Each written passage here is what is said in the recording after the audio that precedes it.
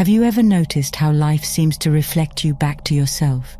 Maybe not perfectly at first glance, but if you look closer, every moment, every situation, every person, every success or setback is a mirror, not of the world itself, but of you, of your energy, your beliefs, your inner tone.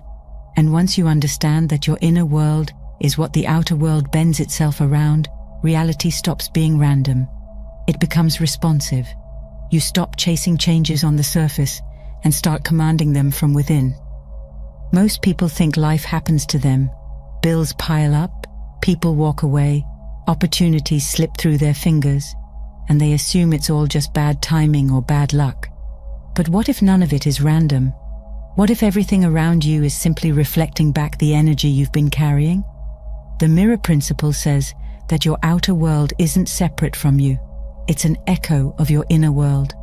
Like shouting into a canyon and hearing your own voice bounce back, your thoughts, emotions, and beliefs come back to you in the form of events, people, and experiences. The reflection is always perfect, not in the sense that it's pleasant, but in the sense that it's precise. Life mirrors who you are being, not what you're wishing for. Imagine standing in front of an actual mirror. You don't wait for the reflection to smile before you do.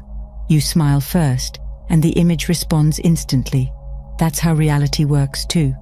But most people are frowning at life, demanding it to smile back before they change their expression. They're waiting for the job, the love, the success to make them feel happy, when happiness was the cause all along. You can't trick the mirror, it only reflects what's there. When you start adjusting your inner state instead of your outer circumstances, everything changes. The reflection has no choice but to follow suit. The mirror principle doesn't just apply to emotions, it extends to beliefs and identity. If deep down you believe you're unworthy of love, you'll keep encountering people who confirm that belief. Not because the world is cruel, but because reality is obedient. It reflects your frequency with mathematical precision. The universe isn't judging your thoughts, it's amplifying them. It doesn't interpret your self-doubt as a plea for help. It interprets it as an instruction. The signal you send is the experience you get. That's why inner transformation isn't just self-help, it's self-mastery, the art of consciously choosing what you want life's mirror to reflect. When you finally grasp this, the illusion of chaos fades. You stop seeing yourself as a victim of random events and start realizing that every detail around you, from the smallest inconvenience to the grandest blessing, is feedback from the mirror of reality. And when you use that feedback wisely, when you let it show you what's out of alignment, you gain the power to shift everything. The mirror bends not because you force it to, but because you've changed the energy it's reflecting. In that moment, you become the cause, not the effect, the painter, not the painting, and reality begins to move in rhythm with you.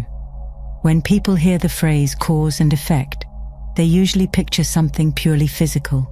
Push something and it moves, drop an apple and it falls. But what most never realize is that cause and effect aren't limited to the physical world. They exist within your thoughts, emotions, and consciousness too. The mirror principle reveals that what happens inside of you doesn't stay there. It spills outward, shaping the events, people, and opportunities that enter your life. The outer world is simply your inner world wearing a disguise. Every thought you've ever entertained has sent ripples into the field of energy we call reality, and those ripples never fail to return home. Your life right now, in every detail, is the result of causes you've set in motion through your inner world, your beliefs, attitudes, and emotions. It's like looking at an energetic photograph of your past thinking. What you see around you is the developed image of thoughts that were once invisible. If you've been focusing on fear, lack, or limitation, those seeds eventually sprouted into experiences that match that vibration. The outer reflection might feel delayed because of time, but time is simply the space reality needs to catch up to your inner energy. The moment you shift within, that reflection begins to change. The great minds of science understood this long before spirituality and physics began to overlap.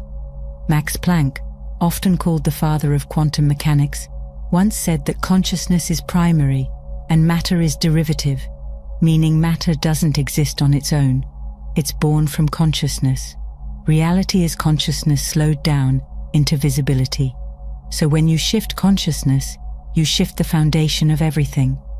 What you think and feel consistently becomes the blueprint from which physical life is built.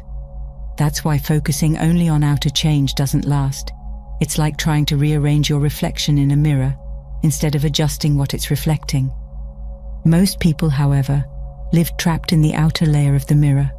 They wake up every day reacting to circumstances, money problems, health issues, relationships, and wonder why nothing changes. They're so fixated on what's showing up that they forget they're the ones projecting it. When you fight your reality, you're only arguing with your own reflection. The more energy you spend on what's wrong, the more power you give it to stay alive. Energy doesn't care whether you call something positive or negative. It just amplifies where attention flows. So if you keep staring at what you don't want, the mirror has no choice but to give you more of it. To truly work with the mirror principle, you must flip your approach. Stop chasing effects and start mastering causes. That means paying more attention to what's happening in your inner world than what's happening outside of you. It means observing your thoughts like clouds drifting across the sky, choosing which ones to keep and which to let pass. You don't have to control every thought, that's impossible, but you can guide your focus. Just like a gardener tends to the right seeds and removes the weeds, you can learn to tend to the energy you're cultivating inside. Every thought is a seed, every feeling the water that nourishes it. It's not about ignoring the physical world. It's about understanding it's the echo, not the origin. The physical world is history. It's what your energy has already produced. Complaining about your outer situation is like yelling at yesterday's weather. It's already formed. The power lies in what you're thinking now. Shift that, and the mirror starts bending. This is what it means to live consciously, to be the cause rather than the effect. Instead of saying, "I can't be happy until my life changes," you start saying, "My life changes the moment I choose happiness." The sequence reverses. You go first, and the mirror follows. But being the cause also requires responsibility, the kind most people avoid. It's easy to blame the world, the government, your past, or other people. But when you hand over responsibility, you hand over your creative power. You can't be a master of reality and a victim of it at the same time. Those two energies cannot coexist. The moment you decide to take full ownership of your inner world, your thoughts, your reactions, your emotional state, you step back into alignment with universal law. That's when reality starts moving in your favor again, because you've stopped resisting your role as creator. Imagine two people walking through a storm. One curses the wind and the rain, demanding the sky to stop. The other adjusts their sails, uses the wind's force, and lets it guide their ship toward the shore. The storm is the same, only consciousness differs. The first person is at effect, reacting, complaining, powerless. The second is at cause, aware, adaptive, powerful. Life's storms don't disappear when you awaken to the mirror principle, but you stop drowning in them. You start seeing that even challenges are reflections of unhealed energy within you, calling for awareness, not resistance. When you live from that awareness, action transforms too. It's no longer about forcing, chasing, or controlling outcomes. You move from inspired guidance, not fear. The actions you take when you're aligned with your inner energy feel lighter, more fluid, almost as if something greater is working through you. That's because it is. The mirror doesn't just reflect what you think, it reflects what you embody. When you're at peace inside, your actions naturally become extensions of that peace, and the results you see will match it. Cause and effect, the inner and outer creator and reflection, they're all parts of the same dance. Once you stop trying to fight the reflection and start working with the source, life stops being random. It becomes rhythmic, predictable in the best way. You stop surviving your reality and start sculpting it, moment by moment, thought by thought, reflection by reflection. And the mirror, obedient, precise, unblinking, will always bend to the energy of the one looking into it. Once you begin to understand the mirror principle, you realize life isn't asking you to stop moving, it's asking you to move differently. The old way of taking action came from fear, from trying to fix the reflection rather than change what's being reflected. It's the kind of effort that drains you because it's rooted in misalignment. But when your inner world aligns with what you desire, something remarkable happens. Action stops feeling forced. It starts feeling guided, like you're being moved rather than moving. This is what's called inspired action. It's not about doing more. It's about doing from a higher state of being. You're no longer chasing outcomes. You're allowing them to unfold through you. Inspired action feels like flow.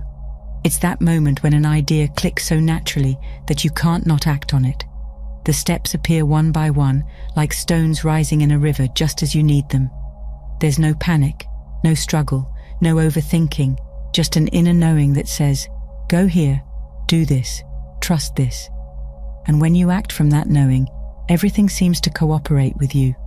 People show up at the right time, doors open without you knocking, and reality rearranges itself to meet the frequency you're holding. That's not luck, it's resonance. It's the mirror of life reflecting your inner alignment back to you in perfect synchronicity. The reason inspired action carries so much power is because it's backed by the energy of divine flow. Think of yourself as a vessel for that flow, a channel through which higher intelligence expresses itself. When you're aligned, your actions aren't coming from the small self that's trying to control outcomes. They're coming from the deeper self that knows it's one with the universe. The word inspired literally means in spirit, to be moved by spirit. It's the breath of the divine moving through your human form, guiding you toward experiences that match your higher vibration. And because this energy is pure, the actions it produces are efficient.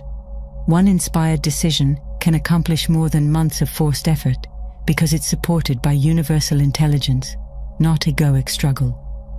But here's the beautiful paradox.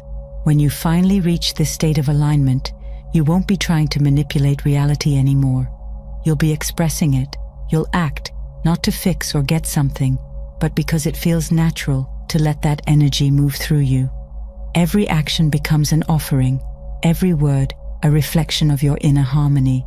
And because the mirror of life only knows how to reflect, it keeps amplifying that harmony outward, bending reality to your frequency. This is the art of creation without force, the quiet mastery of letting the divine work through you while staying fully present in the physical world. Once you learn to live this way, you stop asking, how do I make life work? And start realizing, life has always been working with you.